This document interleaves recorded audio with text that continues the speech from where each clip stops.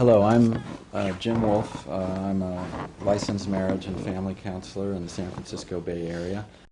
And this is the second part, second interview with Dr. Henry Stein, director of the Alfred Adler Institute of San Francisco, and one of the foremost exponents and teachers of classical Adlerian psychology and psychotherapy. Henry,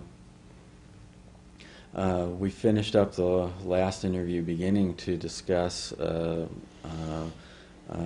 your contact with Sophia de Vries and the beginning of your interest in the Socratic dialogue and the many, many, many hours of taping. I was wondering if you could maybe discuss more where your development as a therapist went from there, and a teacher. If you could expound upon that a little more. Is that clear? Yeah, you're asking me from my... from your initial contact with Sophia, your initial... Okay, yeah. in the beginning. Well, my initial contact with her was, the personal study, the study analysis, the applying what I had learned to myself and my work. And very gradually, as I got deeper into it, I wanted to read more and more. And, I combed through Adler's work, through Wexberg's work, anything I could get my hands on. What was quite fascinating to me at first was this whole idea of the model of the personality and that unity, which I was using in the theater. But eventually, I got very fascinated with the Socratic method that she was using very spontaneously with me. And I asked her how she did this. And she said she didn't know how she did it. She just did it. It became very automatic to her. It looked easy? Well, it looked very simple and straightforward. I mean, there was nothing mystical about it. And it seemed almost common sense as to how it, each question seemed, very clear and very appropriate. And I thought to myself, not many people do this. How do you do it? Are there any principles involved? And she claimed that this is how Mueller worked with her, Alexander Mueller, and that also was part of her European education, just academically, that the Socratic method was used pretty liberally. But she was using it in a more therapeutic way. So I said, well, it would be interesting to understand this deeper. Can you tell me more? She said, that's for you to figure out. She said, I will do it, because it comes spontaneously. But she said, maybe together we can figure out what this is. So it was more experiential at first. And so at that point, I started, having taped everything, I started reviewing the tapes and listening to them, and I thought, there must be some principles that one can derive from this. Now, at this point, I wasn't yet fully committed to the idea of teaching it yet, but I just wanted to understand it. To learn it. To learn it for myself. One thing I did, which was initially very helpful, is I went to the library. This is before I had the capacity to go online myself. And they did a computer search of everything that could be found by the local librarian on the Socratic method. And we, with the help of a very good librarian who shaped the search, we searched education, psychology, law, philosophy, to see what we would find, anything that was written about the Socratic method, the Socratic questioning. And I got back a whole stack of material, which were the citations, the different books and the journals that the articles were in. I thought, wow, this is fantastic. So I started spending a lot of time digging into these. I got copies of the articles, looked at the books, and wasn't able to get all the books at the main library. I had to go to the San Francisco State Library and to the University of California Library. And eventually I got as much as I could together, and I realized that most of what had been written about the Socratic method had to do with either philosophy, going back to the original Socrates and Plato, or it had a little bit to do with the training lawyers, which was a variation of the Socratic method, which was more like interrogation and entrapment through questioning. And then a fair amount in the area of education, which was called the Socratic method in many of the articles, but it really wasn't. It was more like just questioning. It was a very loose use of the term. So I realized that Sophia had been using an adaptation of the Socratic method, not the original philosophic use, and that there were many similarities, but there were also some differences. And so we have a visitor. Interested in the Socratic dialogue. Well, it doesn't work with her, I can tell you. With Kitty's, a more directive approach seems to work. I'll have to ask you about your relationship with your cat later. Okay, honey. Yes, we're talking. Okay, you're going to visit. This is very interesting. Well, what can you do? Now, you had said that Sophia, you mentioned Mueller's name, and that sparks my interest, of course, since I've done some work with you around some of Mueller's work. You said that Mueller taught Sophia this or used this with her. Did Sophia discuss Mueller's view of doing psychotherapy with a Socratic dialogue? Did she discuss Adler's way of doing psychotherapy? Did he use the Socratic dialogue? The way she described it is that each therapist adapted the core theory and philosophy to their own personality, so that Mueller's way of doing psychotherapy wasn't exactly the same as Adler, nor was it exactly the same as Sophia's. Okay. What was interesting, is having never seen Adler in action, I would get my information secondhand from her. The only people I did see in action were Sophia de Vries, Kurt Adler, and Anthony Brooke. And they each work differently. But they have exactly the same core base. So coming back to your question about how Mueller worked, Mueller was very philosophical in his work. Very philosophical. And so he would use a lot of questioning. He also apparently would ask people to read material and then discuss it with him. So bibliotherapy and more of an educational approach with clients? Not so much educational, but it's more like, I wouldn't say projective, but it was like it would stimulate the person to respond to something.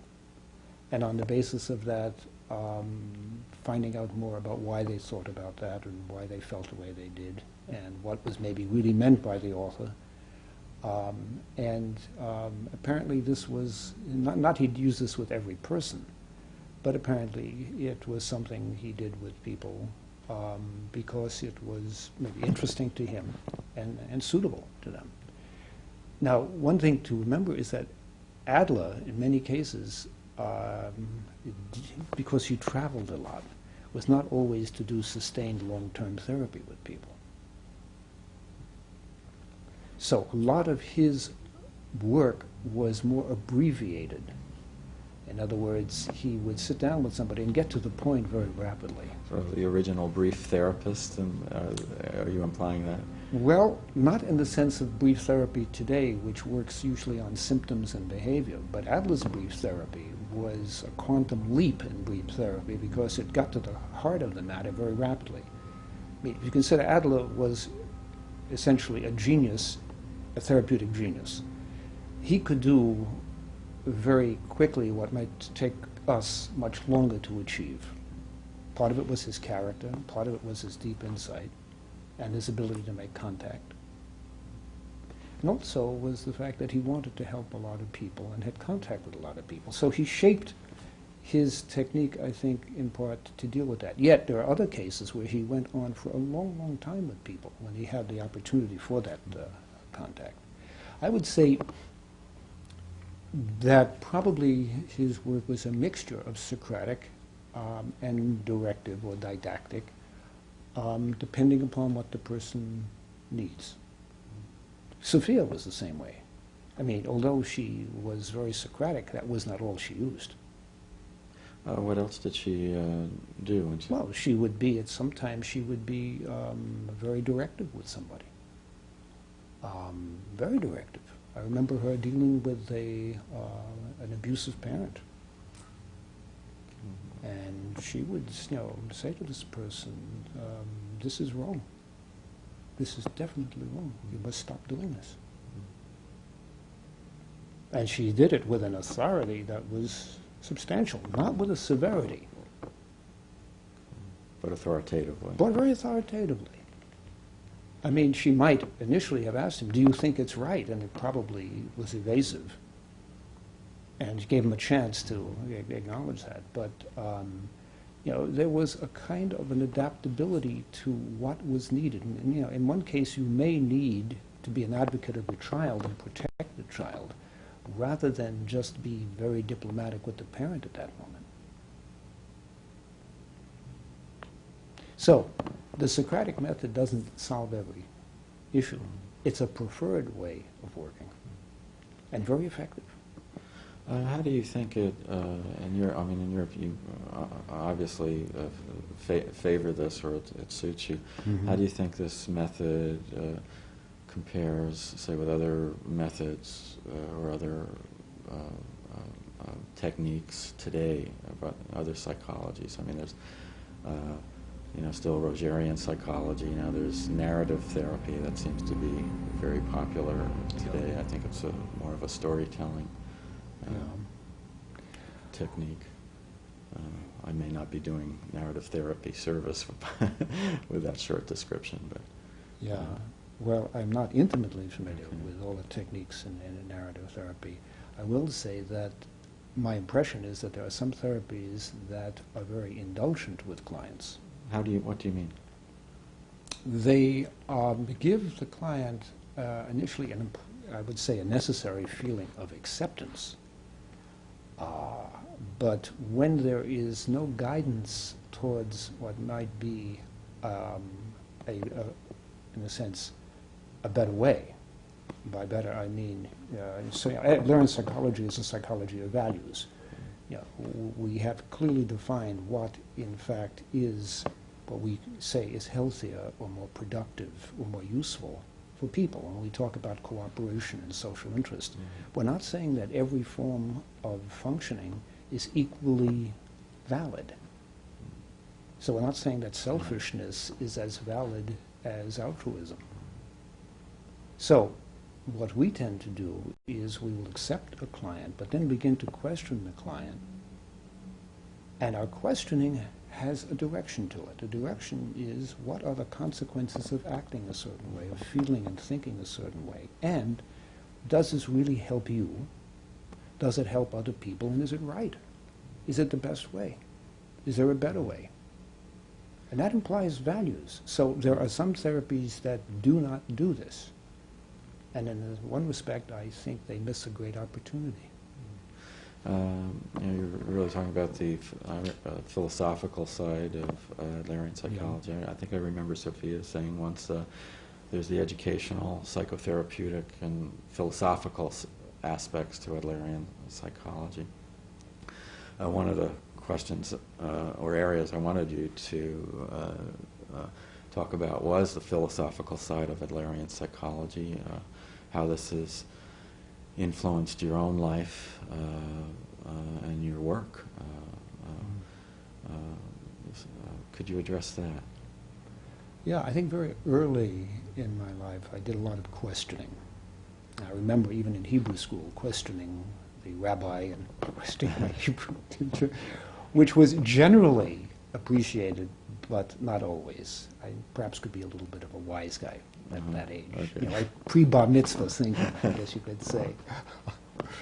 And I did have a friend at that time who introduced me to the wonderful world of philosophy and Jean-Paul Sartre and Martin Buber and other thinkers, and I thought this was wonderful. This was talking about life, the meaning of life, that was something. Yet I could say in that early period it was kind of like somewhat of a sophomoric excursion into philosophy.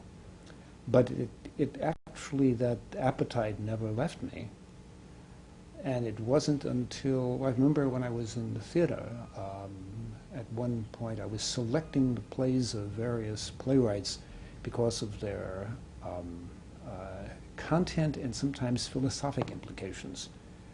And I remember directing Jean-Paul Sartre's No Exit and reading deeply into existentialism and how that might be evident in the play.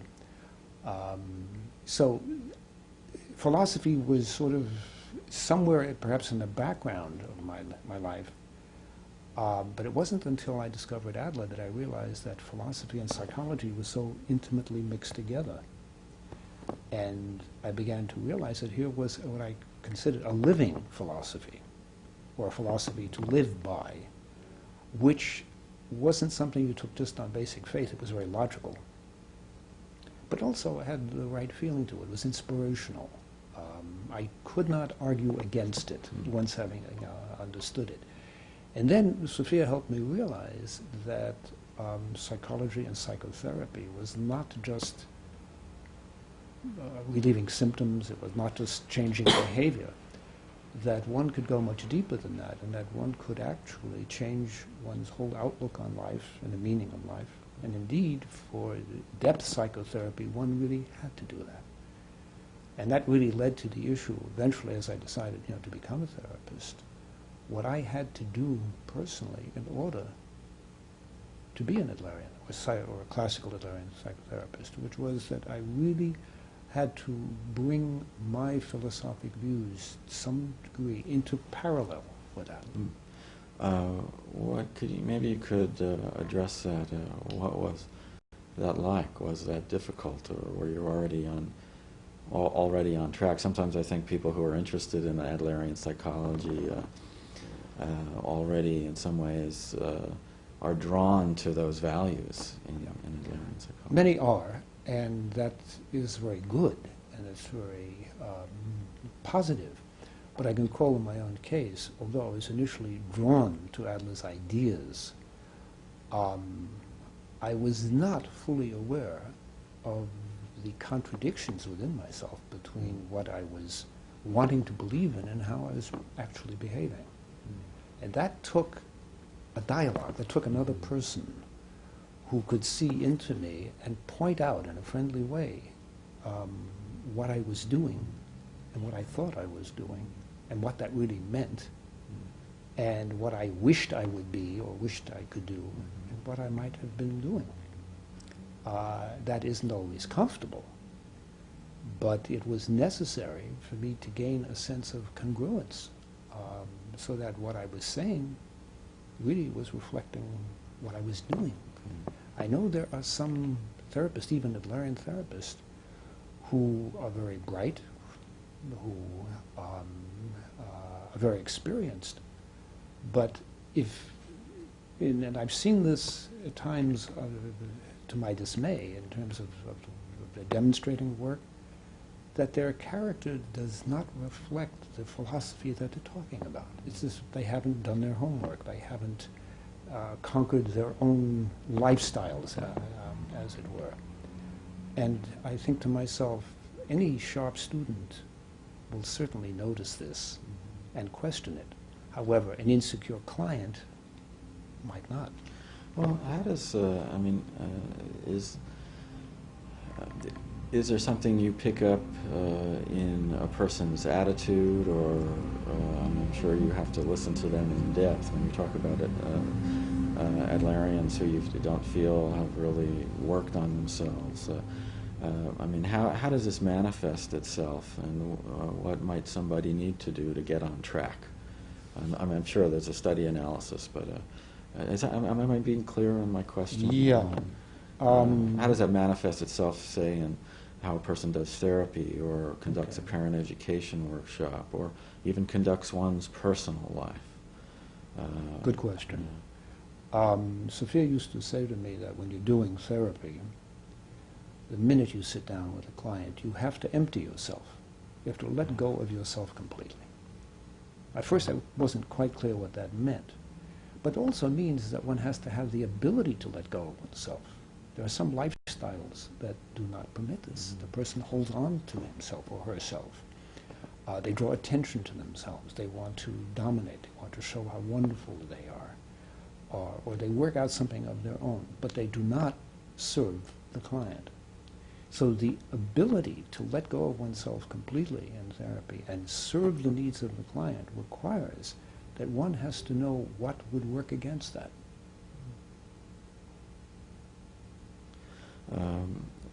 In my thinking, in some ways, what you might be saying is that you really have to get past that point. A therapist has to get past the point where there's countertransference. We could use that term. Okay. Yeah, but I think it's more than that. The therapist might be in a situation where the work that they're doing is for their own personal benefit rather than for the benefit of the client. To be superior in some way to the client, or to have the answers? Or Perhaps, or to try and work out their own issues to the client. I think that would be a big mistake. I think it is risky in a sense for example, for therapists who like being in the spotlight.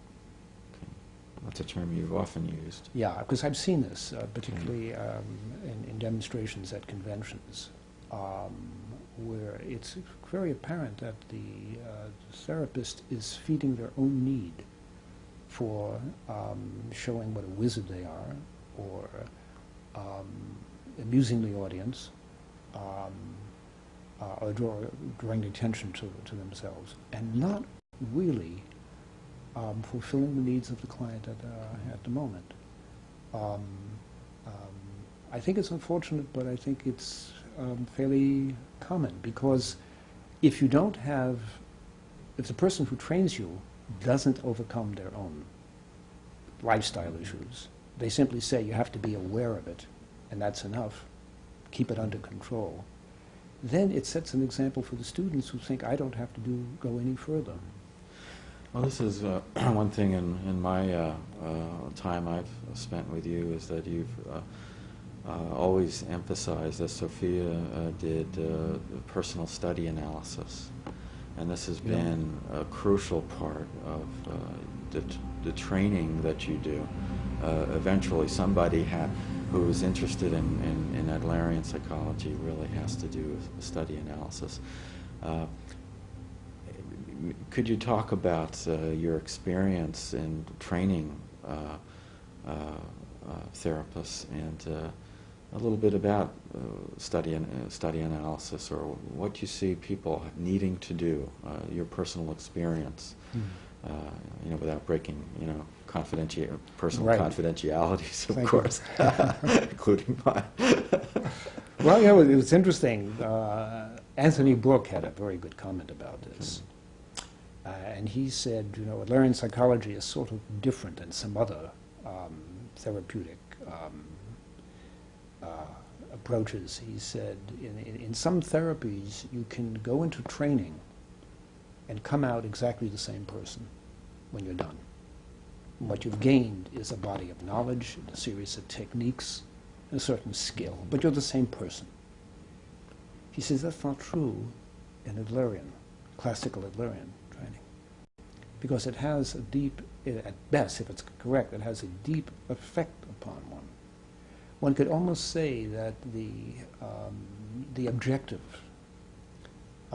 in Adlerian training is to show a person how far a person can go in therapy, to show the whole journey, as it were. Now, one has to do this even if the other person doesn't want to go all the way. You have to at least make it known that it's possible. Because you could say, none of us are saints, okay, But we have to have the acknowledgement that indeed it is possible to get somewhere. Even if we choose not to do it, we have to take responsibility for that, but then not inhibit our clients from doing it. We have to be able and willing to facilitate another person doing this. But you see, if a person is in a state of sort of denial, they say, well, it can't be done. I don't have to do it, and why should I even spend time doing it with somebody else? Then it makes them feel more comfortable with having like a good conscience. What do you sense would be a reason for somebody maintaining denial or not moving ahead? Well, really there's overcoming a nice the answer lifestyle? and a not a nice answer. I'd like to hear both. This is about frankness. Okay. The nice answer is a sense of fear and insecurity, a fear of kind of letting go of something. Many people do hold on to limitations because they are afraid that if they were to live at a certain level of function, that they couldn't keep it up, or they wouldn't be able to do it, and they would feel humiliated, and they would, make them, it would be a crushing blow to their, knowledge of themselves. It's sad, but it's like living with a ceiling above oneself. So they hold on to that lifestyle dynamic. To that limitations, and it's kind of like they could imagine that if only they didn't have certain things, they would go further, but they don't risk going further. And it's partly a question of courage. But it's, it depends on how much uncertainty a person can risk.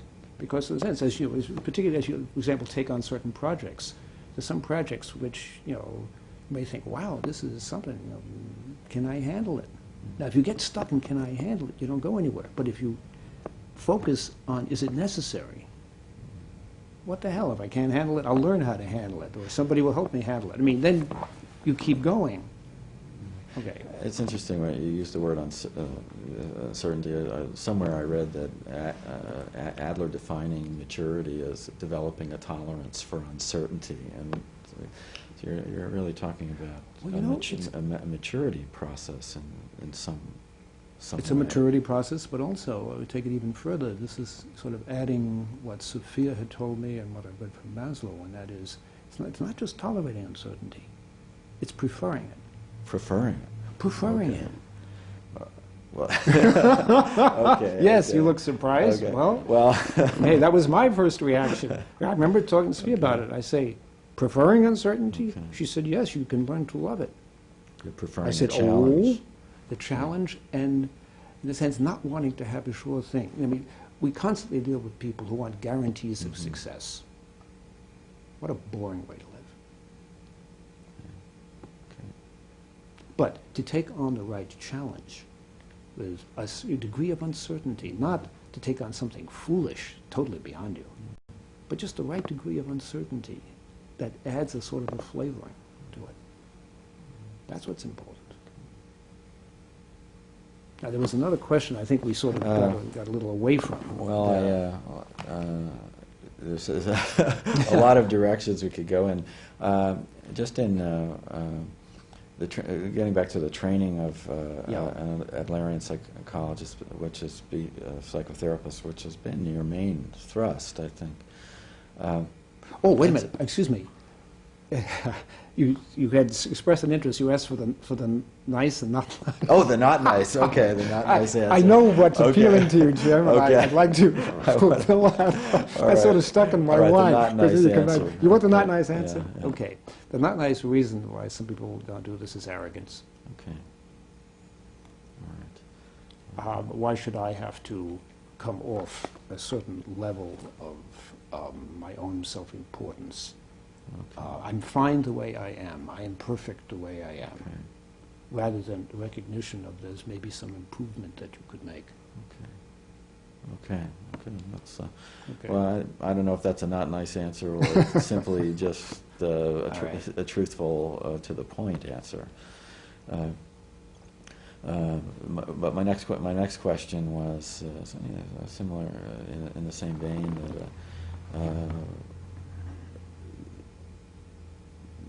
this requires a lot of study, and are all the students, what's the difference between the students who are really, they put in the time and the work and the reading, and some students who don't. That perhaps that's part of why. If you could comment on that, and I'm interested in your view of the kind of people who are therapists who are drawn to study with you, and perhaps those who aren't. What's been your experience? Who is drawn to Adlerian psychology and the depth training that you do, and who drops out? Who drops out? Yeah. Well, for one, in a general way, a number of people have been drawn to Adlerian psychology generally. But frequently, and I'm not talking about locally, what has drawn them to Adlerian psychology has been the parent education aspect. And also seeing some Adlerians do family counseling in front of groups, which can be very dramatically appealing. And so I would say there are a fair number of people, maybe not in the San Francisco area, who've been attracted to Adlerian psychology in that respect. But the people who get attracted to classical Adlerian training, which is kind of different, I would say are somewhat of a special breed in a way. First of all, I will accept anybody who's interested, so I don't sort of divide people up. But fairly early in the work, it becomes evident that there are some people who are willing to get into a subject very deeply, and others who are in a big hurry and want a kind of a fast, superficial. What they're doing is they're collecting a little bit of Adler and a little bit of Freud and a little bit of Jung and a little bit of this, a little bit of that, and they're doing hypnotherapy and this thing, and they've got it all together, and they'll give you maybe a couple of months. And they just add it to their collection. These people don't last very long in our work, in their training. Largely because what I expect of them is to get into the depths of Adler and study Adler and understand and digest Adler and prove that they understand it. There's no. It's not just remembering it. So there's no quick, easy path to mastering it. Not that I know of. No. And I think what's unfortunate is that there have been some forms of Adlerian training which have suggested that it can be done faster and easier. But that to me does not reflect training psychotherapists. It may be training a form of lighter counseling or maybe parent education. But the art of psychotherapy is an art form. It's a combination of science and art. And what it reminds me of are some of the other disciplines. For example, if one wants to become a very fine concert pianist, what do you think? 6 months, a year? Is that enough? I'd like to. That would You be wish. fun. Right. I mean, take studying some of the disciplines like the martial arts or like Tai Chi. It is fairly accepted in that field that you may start and study, and you begin to learn something in a couple of years. And after maybe about 5 years, you're getting to be fairly good. And after about 10 years, you might become quite accomplished. Now, that's not unusual. In fact, I think somebody's done a study saying that in any field, it takes easily about 10 years of intensive study before you even can make a significant contribution or you have an in-depth understanding. Why should psychotherapy be any less than that? I mean, look at what we're working with people's lives. So our model is one of, and it's not it's not a demanding model, it's an invitational model. If you want to master this, if you want to learn the art of it, we'll teach it to you, but you have to do your work. And there's so many directions we could go in this interview, but the question that comes that might logically follow from these comments are, what do you think about the state of Adlerian psychology in the United States, the training that's going on? Have you been impressed with your exposure or contact with some of the other training in Adlerian psychology that's going on in this country or in Europe? I don't know how much contact you've had with Adlerians there. You've obviously been, from your comments, not been impressed by some of the training that's gone on. No, from what I've seen and from the work of students who are involved in other programs and who eventually, talk with me or work with me, I find the level not very high, in the sense that I don't believe that people are using even Adler's original teachings or ideas. They're using dilutions of it, number one. And number two, they're not teaching Adler's original style of working. To my knowledge, there may be a couple of places in the country that do this, or a couple of teachers in the country that still do it. And I would say, for the most part, what is generally taught under the banner of Adlerian, in fact, is something else. I think in this country, for the most part, one could say that the primary influence has been Dreikursian, which is different. I would like you to comment on the differences that you see, and maybe what Sophia saw. Well, you must understand, I myself never saw Dreikur's work except on videotape or film. Okay, Sophia met him, studied with him in part, and saw him. Anthony knew him. Okay. So a lot of what I've come to understand comes in part from their comments, which then get verified by my own experience. Sophia's comment essentially was that when he was teaching in Europe, Dreikur's was a pretty faithful Adlerian. Good teacher. He was not liked too much as a person, but he was a good teacher.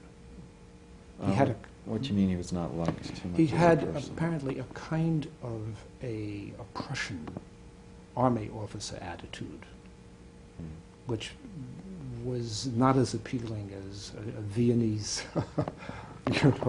coffee shop attitude. Okay. I guess one could say. Okay. All right. Adler was friendly. Was friendlier and more open, and there was kind of a humility in Adler with his patience. Okay.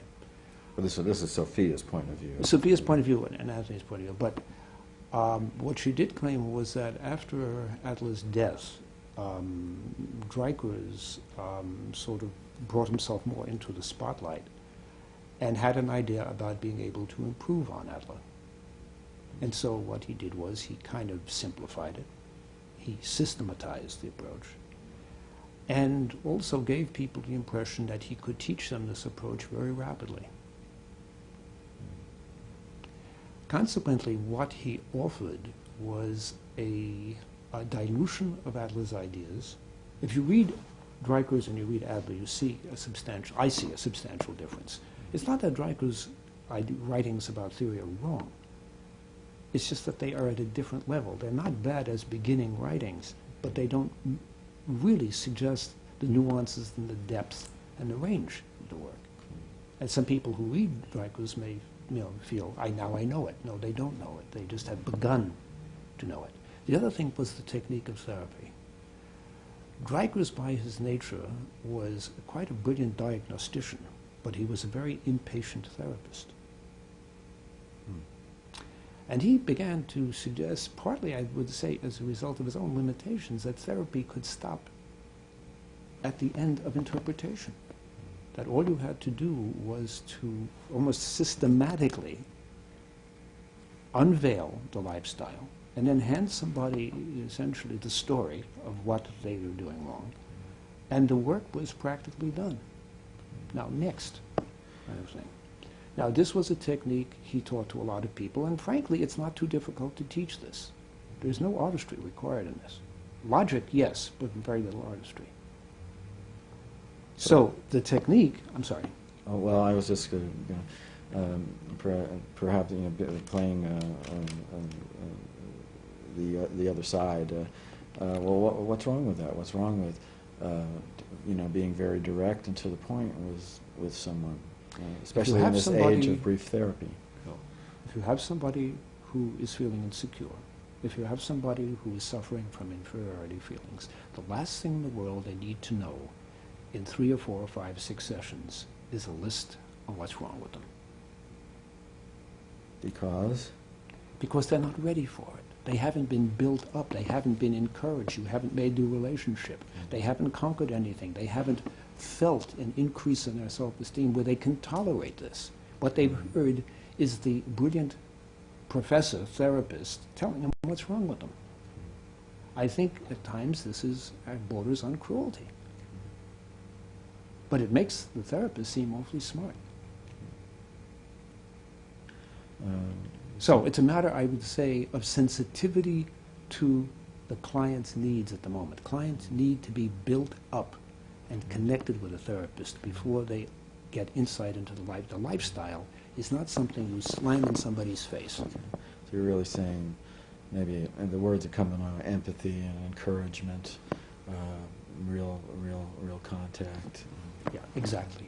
Before you start unraveling. And then the unraveling of this comes through gradually according to how much a person can tolerate. And then if you do it instead of directively or didactically, like this is what's wrong with you, if you can do it Socratically, there's more of a respect. The person comes to some of these ideas by themselves. To me, that is the essence of what Adler had talked about. Also, one more thing here is the issue of whether something should be done systematically by the numbers, which is what Dreiker's taught, or creatively, what Adler taught. Maybe perhaps you could talk more about the creative process, because you did make reference to Sophia and Anthony Adler all doing therapy differently. Somewhat different. And I remember reading, I think it was in Ellenberger's book, The Discovery of the Unconscious, that he made a comment about perhaps no two Adlerians doing therapy the same way. But it goes even further than that, Jim. It's like, remember one summer at intensive, there was a woman from Southern California who came up, and I was demonstrating the technique of therapy, and I had 3 volunteers, and I did it. And at the end she said, "Why do you work with each person differently?" I said, "What do you mean?" She said, "Well, I was trained to do it this way." She was trained to use a certain technique, and you use that technique each time. I said, "Because you invent a therapy for each client." So it's not just that the therapist is different, Sophia and Anthony and Mueller, but it's like each person is different. Now, this is a creative demand. It's also a creative opportunity. Now, how do you match this, the personality of the therapist with the needs of the client? That keeps it interesting. It doesn't get stale. I can't imagine a therapist doing a technique the same way each time, every year, with each person. So you're really defining psychotherapy, at least Adlerian psychotherapy, almost as pure art. Maybe pure is too strong. Well, that's not too strong for me. Okay. It is a very art. Okay. There is an art to it. There is a creativity to it, which is why, in order to teach this, I've had to delve into the issue of the creative process to try and give it some kind of vocabulary. It's like when I'm talking to a therapist about even thinking about a case. That requires creative thinking. And so what I try to do is help them see that the creative process that an artist goes through or a scientist goes through is not much different than the creative process that a therapist has to go through. Well, could you talk about that a little? What is the creative process? What comes to mind? Just I know you've talked about it really I think to be creative and do therapy, you know, you have to do your homework. I mean, do you just go in and with a client and then forget about them till the next session, or what do you do? Well, number one, before you go in with the client, hopefully you have really mastered your theory. It becomes second nature to you. Okay, so your theory is at your fingertips, and your technique is at your fingertips. When you sit down with a client, you forget all of that, and you, in a sense, respond, and all of this information comes to you when you need it. All right. But knowing what to do requires a certain amount of analysis and planning. So when you sit down with a client in the early stages, you're making your connection, you're getting information, you have no idea what it means yet, how to use it, but you sort of hungrily gather it in and make a lot of notes. Okay? Maybe in many cases I give people a questionnaire to fill out, so I get this information. Then I sit down, and there's the creative process of I would call it case analysis begins, because there's also a creative process of treatment planning, okay, and then of treatment, okay. But the creative process of case analysis means that one has to have enough information at one's fingertips and saturate yourself with it in order to have, say, the raw material. Now, in order to do that, very frequently one has to have a certain structure, or it's chaos. The structure being the theory? Well, there's the theory, but also your technique of working with the case material, okay? So that what I will say to somebody is gather as much information as possible, but then once you've gathered information, structurally you have to organize it. This is one reason why I've used computers now to do this, okay? It's like taking information that maybe about, let's say, the person has a trial and gathering it all together, information about their siblings, gathering, because people don't give you that information in discrete entities. You know, they give it to you here and there. You have to gather that together, okay? Information about their earliest memories, okay?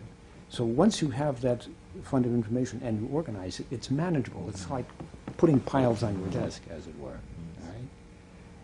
That's only the beginning. The next stage is that of saturation. You kind of have to dig into this stuff and, in a sense, get into it so that you not only understand it and think it, you have to feel it, too. You kind of have to get, it's kind of like it's like a hot tub of information. You come right on up to your nose. And you kind of have to have a feeling that you are really saturated before you can make any conclusions. Well, the question is coming just to perhaps give the listener, the viewer of this this interview. I mean, how much time do you spend saturating it for, say, for each hour of therapy, say, in the first month or two or three of the therapeutic relationship?